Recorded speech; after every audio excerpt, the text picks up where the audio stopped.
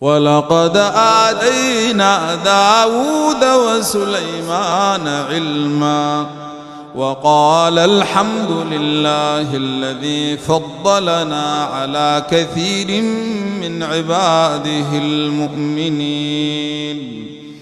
وورث سليمان داود وقال يا أيها الناس علمنا منطق الطير وأوتينا من كل شيء إن هذا لهو الفضل المبين.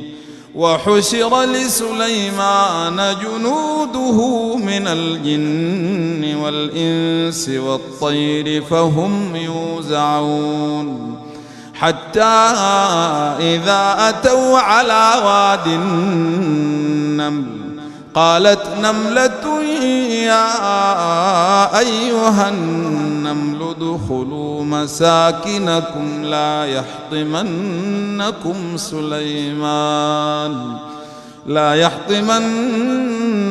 سليمان وجنوده وهم لا يشعرون.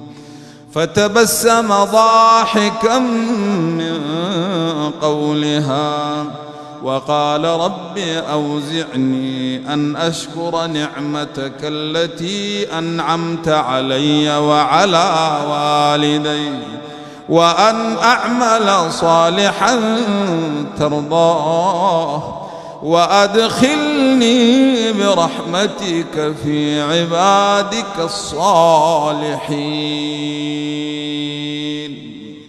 الله أكبر.